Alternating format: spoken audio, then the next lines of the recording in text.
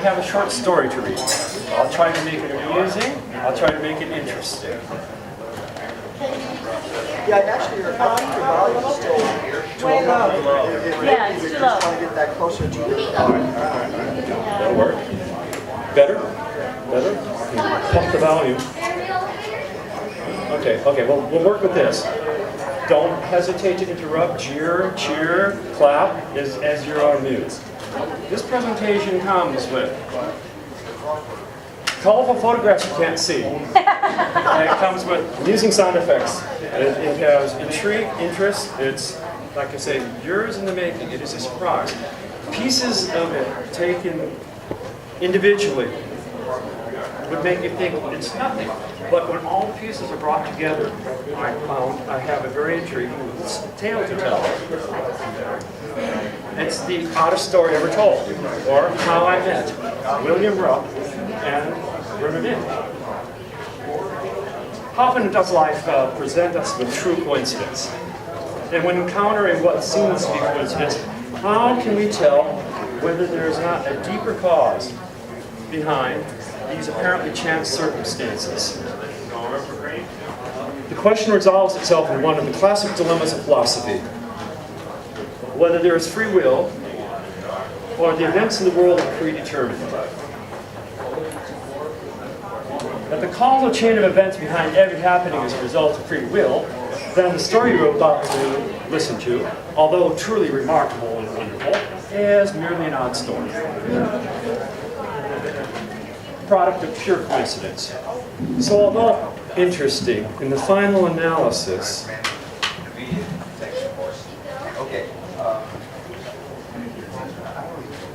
it is just one of thousands of tales that can be easily chalked off as of no worth. It would seem to be as if two people merely met on a street corner one day, a not very noteworthy event, merely another chance encounter. And when they meet again many years later, just another chance encounter. And when they meet again many years later, you guessed it, just another chance encounter. So many chance encounters in so vast a world will bring the fabulous statistical calculations of even our famous Mr. Spock to a standstill as he tries to calculate the probability. Does this mean that all these things were fated to happen? But if fate is the hand behind these apparent chance encounters, then to what purpose? It is a chilling, sobering thought to concede that more than free will has been at work. When looking at all these chance encounters spread over so many decades, the oddness becomes striking. When all is said and done, this is beyond doubt one of the strangest stories you'll ever hear. In the beginning, there was this kid. All my life, I've been fascinated in fandom, listening to accounts of that day that everybody has. That first day when someone is brought into fandom, the first time they read a book, the first story they read. Whatever it is that brought them into this world. See, I don't have that story. I grew up in this world. My father was a fan. Everything in my life was always surrounded by science fiction. Even Robert Silverberg recently told me his story.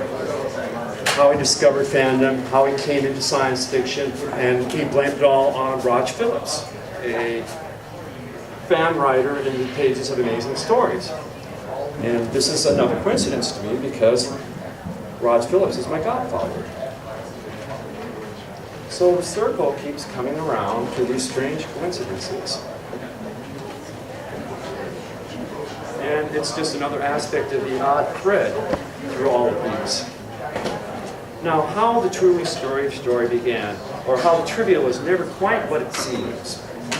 In 1965, just after I turned 10 years old, our father loaded us into his caravan and moved us from Chicago, where he was working, to San Diego. You know, California, movie stars, swimming pools. From a successful career in science fiction, he entered into a partnership with Bill Hamlin, an editor of Amazing Stories, Fantastic Adventures, Imagination, and Rogue magazine. Together, the two built Greenleaf Classics into the world's largest independently owned adult book publisher. But that's not their story. However, it's just background to lead up to step one. In 1966, I turned 11 and I began junior high school. Who among us cannot remember those days of youth when they first entered the halls of advanced education, stepping into the world of junior high school? Well, it's the same for me. I can't forget. I can't forget the day I entered my first period classroom, my homeroom for the year, Spanish. And if you've not guessed yet, you have not been listening closely, because this is where it starts getting weird. What high school? It starts getting weird right here, because in my first class, the other player in this odd trioc of fate appeared. My school teacher was Bill Rupp.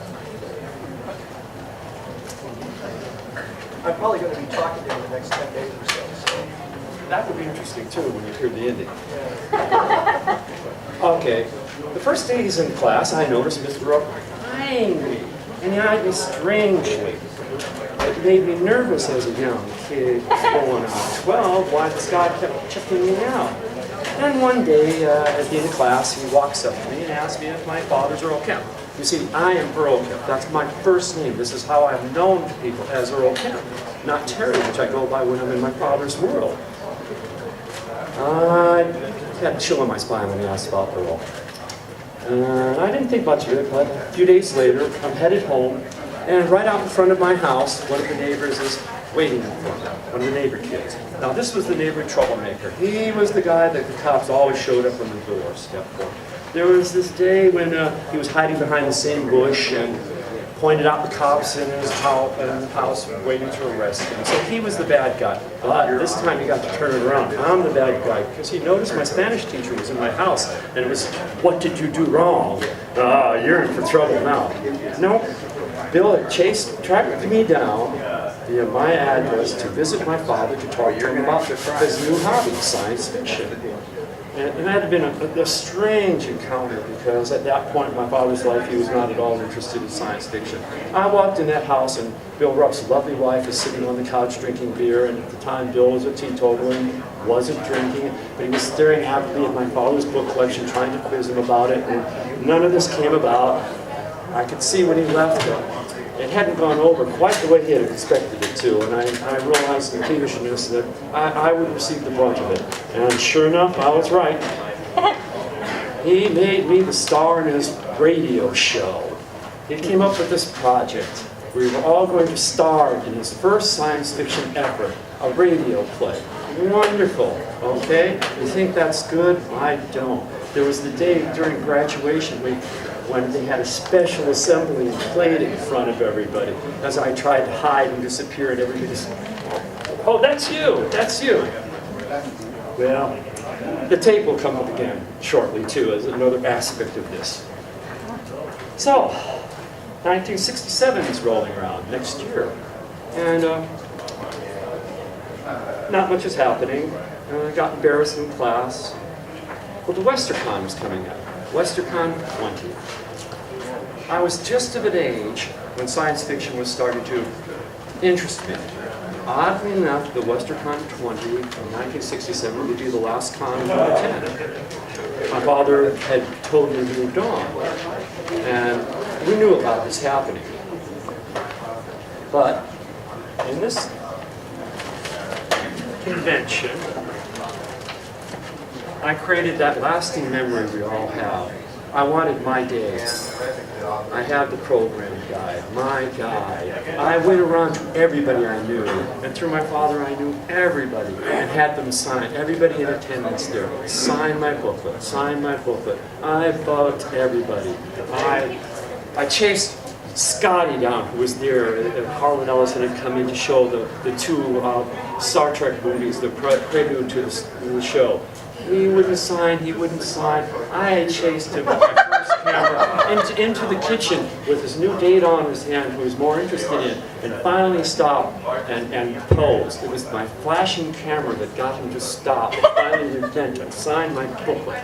Harlan Ellison was the same way. I've known Harlan Ellison all my life. He has slept in my bed when he's passed out, too drunk to drive home or go home on the L in Chicago. And he wouldn't pose for a picture. He wouldn't sign my booklet. Same thing, date on hand. I have this fabulous photo when he finally relented, sticking his tongue at me. So I signed this, had everybody sign this booklet, and I put it away, and life went on, and decades passed. So many decades, and it became 2005, 2006, from the world of science fiction, because this is not my world, it's my father's world. I had my own world, but I'm back into it with my father. He takes me to, he's been rediscovered. Adult publishing is good now. The cover artists famous, selling their canvases for $10,000. The eagerness to find out about the whole industry is there. So he's been rediscovered, and there's a convention in Los Angeles, and he wants me to go with him. And while we're there, he knows my pet passion. He introduces me to a man named Len Moffat and his lovely wife June Moffat, fans from day one. And Len was a pal of Raj Phillips, my godfather, and I had questions and questions for him. And then all of a sudden I'm interviewing Len just to find out about Len. And I started writing articles for fanzines, and Len was one of my first. I was intrigued by him.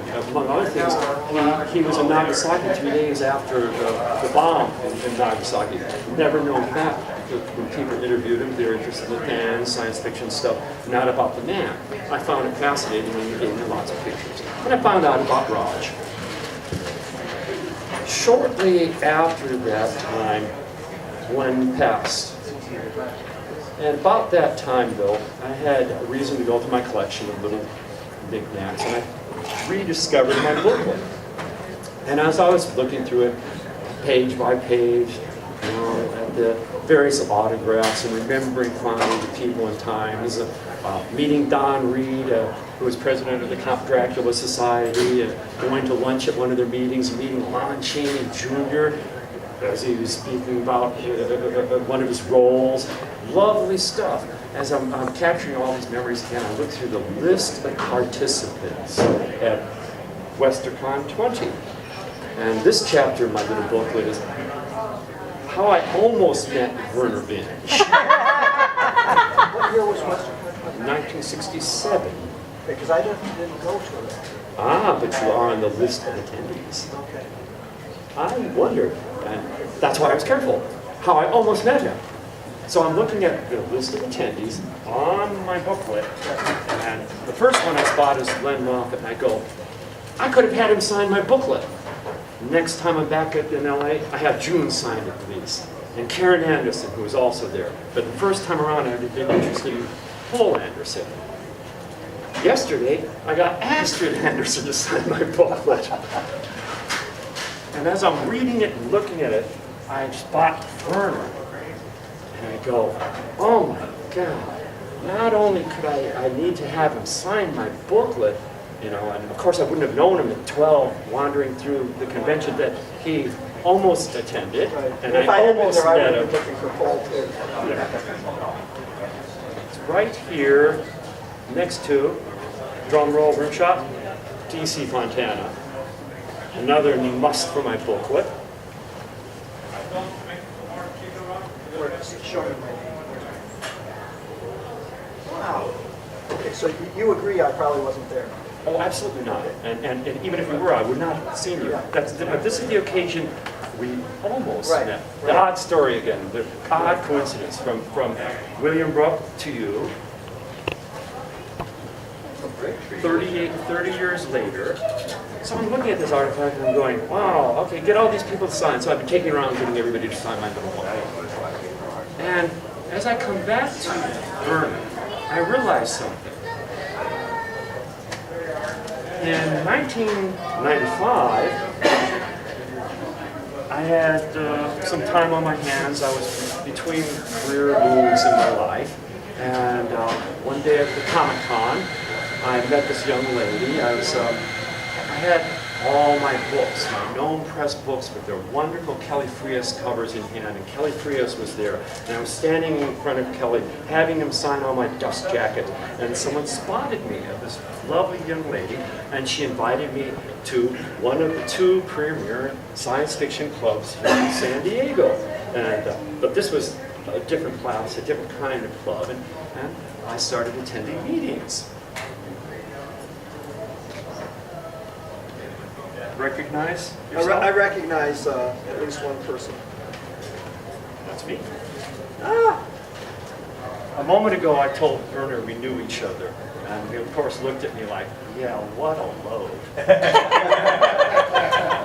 Well, here's another, a better shot. He's smiling in this one. So what year and what was the name of the science fiction? 1995. Okay. I don't remember the name of the club. I don't remember the name of the charming young lady who invited me to join the club. It was a brief period of my time. That does look like you. Yes, yes. Oh, there's no question it's you. So I had this opportunity in 1995 to have Werner sign my booklet. All right, that's the tie that binds through all this. Sign my booklet. All right. Now I'm connecting more dots in my mind as time goes on, as more projects come together. I have this database project, and I put this database project together that has all the pulps and issues of pulps, and who wrote what stories, and all the table of contents and all the people. And as I'm perfecting it, unifying all the names and making sure they're spelled correctly and everything, a name keeps popping up. William Rupp. And at first I kind of put it in the back of my mind, I don't think much of it. And then I come back to it because it is an unusual name. And finally I make a connection one night, I wake up and I go, nah, it couldn't be. And I'm still puzzled, I'm thinking, that couldn't be my William Rupp. And I look at it closer and I see, William Rupp, Werner Vinge collaborating on a story together. And Werner does not collaborate with many people. So we have another unique connection in my honest story I wrote. Oh, I'm putting some facts together. Then I put it aside. I go, okay, I missed my shot with Werner. Maybe someday I'll be able to see him, have him sign my booklet, and I'll be content and rest easy, and I'll have my day, my memory that ties me to all of this. If I do sign the booklet, though, future historians will be very mystified. Hey, that's their problem. I know the facts. They'll have to find my little chapbook and find out about all of this. So time goes by. I retire. I don't think I'm ever going to come to one of these again. And then Mike Towery comes to me one day and he says, hey, why don't you come to this Oktoberfest thing that's happening? And I go, okay. And I start putting stuff together for this. And I figure, oh, hey, my family lives in San Diego. I don't. This would be great. Lots of edges, lots of combinations on it. And I'm not thinking about it. Then the day comes when Mike sends me an email and says, Werner is coming. Oh, am I so happy? I mean, it's a double, it's a trifecta. Murphy Anderson came too. I mean, fate was moving here. There's no free will. We're destined to be on the stage together. We've passed coincidence now. We moved into something metaphysical. Well, I start thinking about what can we do? How can I do it? What can I do? I don't want to just walk up to you and say, sign my booklet and walk away. Got to do something. So I get a hold of Bill Rupp.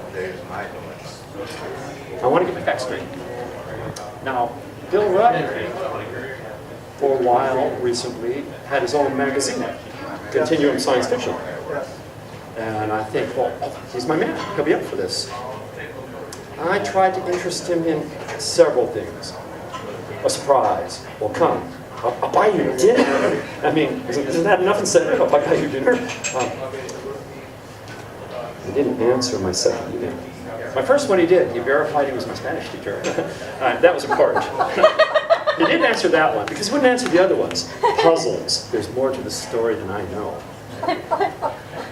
So I tried everything to get him here. And when that didn't happen, I thought, well, I still like this idea of a surprise.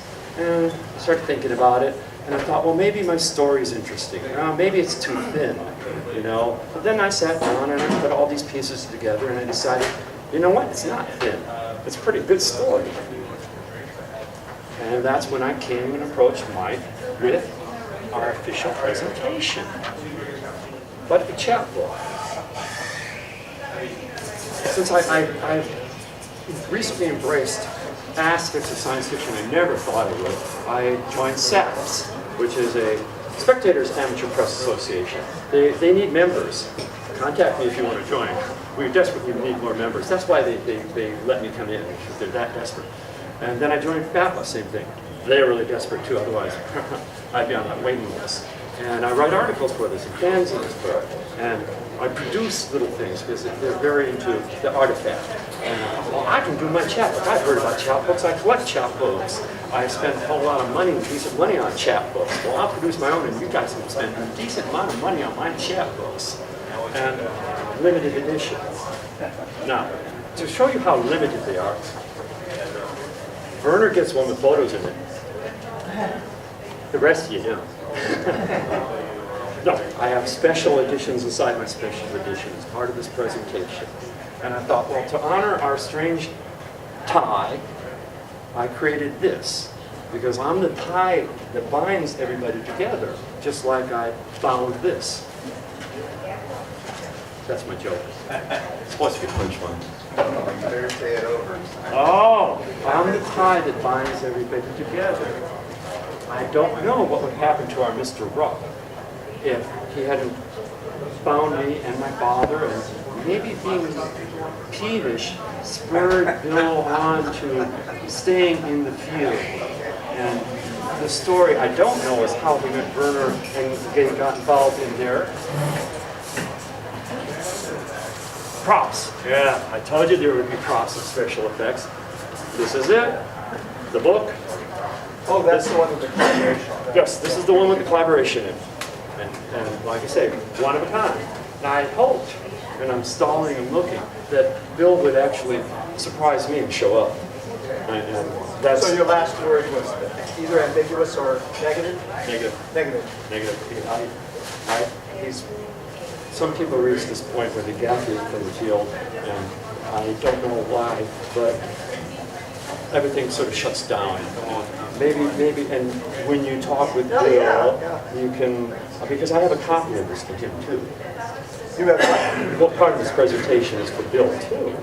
I made 5 copies for the key people involved in the presentation as part of this, so you know the numbers for you that are collectors, and 15 more copies here to give away as part of this surprise presentation to bind us all together in the oddest story that I know. And of course, I'm looking forward to hearing the next chapters and some more of the backstory. But I thought, well, for an event here, it would be a lot of fun to make this presentation and achieve my goals. Have him sign my booklet, and to further encourage you all here, have him sign everybody's booklet. And as an extra bonus, I'll sign them too.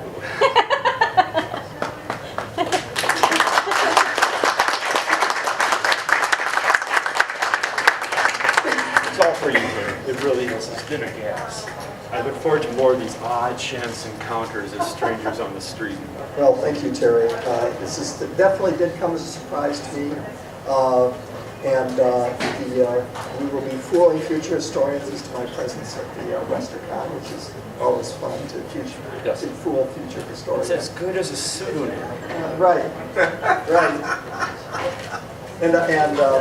Well, one of those books is for Bill, right? Okay. And for you, and for me. I think that's good. And I'm preserving one for Greg Bear, who assisted participants. Oh! So these are the Right, I had one because of mine actually for Tim Powers too, Right. who I asked to help There's- Shanghai you as one of Terry and the Pirates. Right. And the rest, of course, for our kind audience who's actually listening and gasping. I imagine you guys would get them walk away when I start talking, so I'm really pleased. Clearly, you know I'm not a mistake talker. So this has been a real hoot for me, and a pleasure to make this and set this up. And Mike Towery, you guys, if you don't know Mike, spot him, say hi. Encourage him to weather exhaustion and do this again next year. Because this is a nice idea, a nice plan, and a nice happening thing. And I like to see this happen every year. The San Diego Comic-Con, the International Comic-Con got too big. And it's nice to have small venues where I can make a presentation, where we can share our odd stories. And someday I look forward to someone coming to me with an odd story over their chance encounters over the next 50 years. So, if I can send you all up and sign the blessing. And like I say, first 15, get one free. Mr. 16 or Miss 16, whoever you are. Too bad. First things first, I have reserved a spot on the cover, right next to Bob Block. I was telling Bernard my Bob Block story. I have a Bob Block story. I'm not involved in this world, but I live on the edges and have these encounters with people. And Harry Warner Jr. was the preeminent fan historian. He wrote this book, All Our Yesterdays. And inside All Our Yesterdays, I like this story because I rubbed my father's nose in this story. Fathers and fathers-in-laws seem to always have problems. So, if we can get a chair, a table to sign these things, and people can pass and sign these, pick up their copy here. Let me just put a chair here. Maybe we can use this as a desk.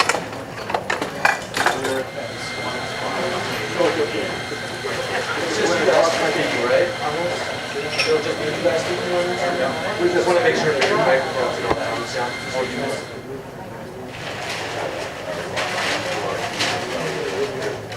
Presentation is for all and your fans.